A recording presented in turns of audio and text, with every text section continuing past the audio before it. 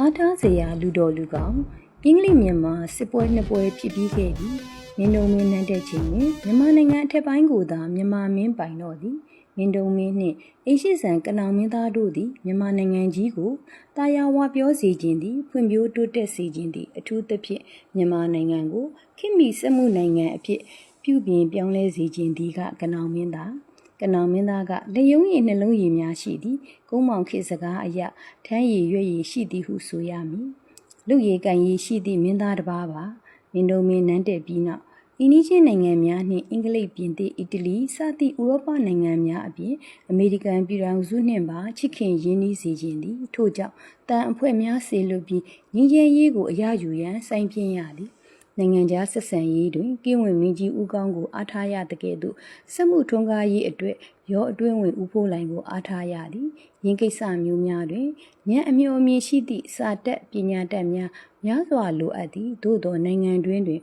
နိုင်နှင်းအုပ်ချုပ်နိုင်ရန်လည်းအရေးကြီးသောလိုအပ်ချက်ဖြစ်သည်ကျေးဇူးခံကျေးဇူးစားဖြစ်ခဲ့မှုသည့်ဦးအောင်မင်းကိုလက်နက်တိုက်ဝင်အဖြစ်ခန့်ထားပေးရသည်ဘရင်ဤမျက်နှာသာပေးခံရခြင်းကြောင့်နိုင်ငံတွင်စိတ်လိုက်မှန်ပါထင်တိုင်းကြံတတ်သည်ဘရင်ငွေတွေများကိုလည်းအလွဲသုံးစားလုပ်လိရှိခြင်းကိုဘရင်ကထိန်းနေရသည်စာမတက်သည့်ဦးလုံးကဲ့သို့လူမျိုးကိုလည်းကိုယ်ခရိုင်ဝင်အဖြစ်ခန့်ပေးရသည်သူအုပ်ချုပ်ရသည့်နယ်အတွင်းတွင်ခရမ်းသည့်ခိုးမှုကိုရက်ဆက်တပ်ပြပြီးဖိနှိပ်ခြင်းဖြင့်အင်အားဖြင့်အုပ်ချုပ်သည့်အတွက်ညအိတ်ချိန်တွင်တကားဖွင့်ရအိတ်နိုင်အောင်စီစဉ်နိုင်သူအဖြစ်ကြွားဝါလိရှိသည်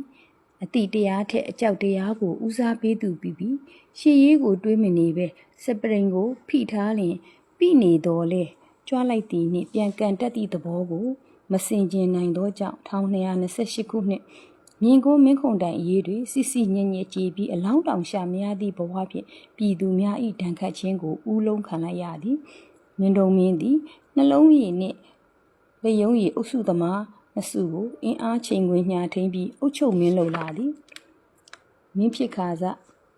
ငယ်ဆရာဖြစ်သည့်မင်းချောင်းပခန်းဆရာတော်ကိုလူဝိလဲစေသည်မင်းဆရာကိုလွတ်တော်ဝင်ကြီး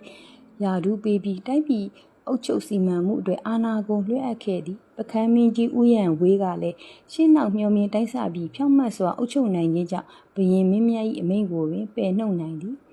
သူတွင်အားထားစရာလူတော်လူကောင်းတစ်ပည့်နှစ်ဦးဖြစ်သည့်မောင်လှိုင်နှင့်မောင်ကောင်းတို့အနီးအကပ်ရှိနေသည်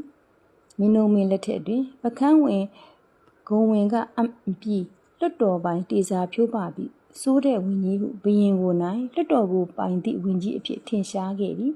ဤသို့ဖြစ်ရခြင်းကလည်းပခန်းမင်းကြီးဦးရန်ဝေးသည်ယာဒုတာဝန်အမျိုးမျိုးထမ်းရွက်ခဲ့စဉ်ကိုကျိုးမငဲ့ဘရင်အလိုတော်၏ဝင်ကြီးအမည်မခံဘဲတိုင်းပြည်နှင့်လူမျိုးအကျိုးကိုသာစီမံဆောင်ရွက်ပြနိုင်ခဲ့ခြင်းကြောင့်ဖြစ်သည်